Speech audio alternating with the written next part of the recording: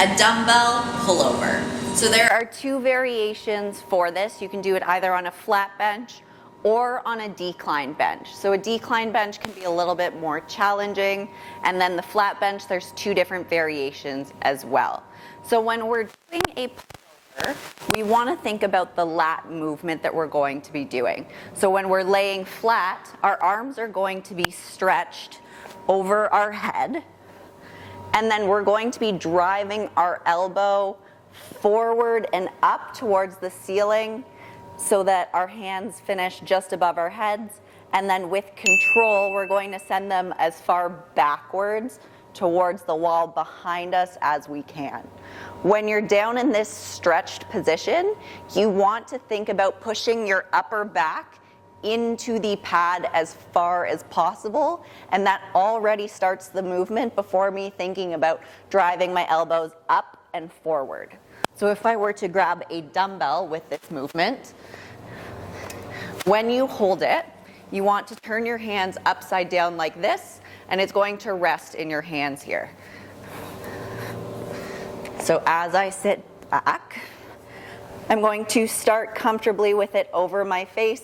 My fingers can wiggle, it's really hanging out in the corners of my thumbs, and then I shift my hands back as far as I can until I feel a stretch right in my side. So it's right in here that I'm feeling it, and then I'm going to push my upper back into the pad, drive my elbows up and forwards, and send it back, controlled until I feel that stretch in my lats.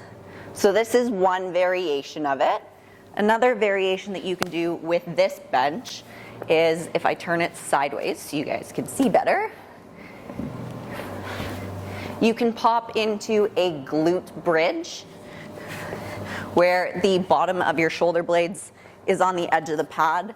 And this is another option where you stretch it back up in that glute bridge, squeezing your glutes, drive your back into the pad, bring the dumbbell overhead, stretch it behind you, and repeat. So you don't want to come too far forward in any of these because this completely deloads your lats. There's no point, there's no contraction there. You're just using gravity. And then if you were to use a decline bench,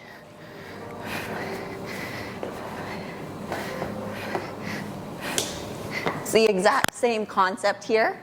So you're going to pop down, but this allows you to get even more of a stretch and an extra range of motion above your head, and then push that upper back into the pad, drive those elbows up until the dumbbell is overhead. Keep your core tight here, really push your body into the seat to get that dumbbell over your head, not using momentum, just contracting the muscle.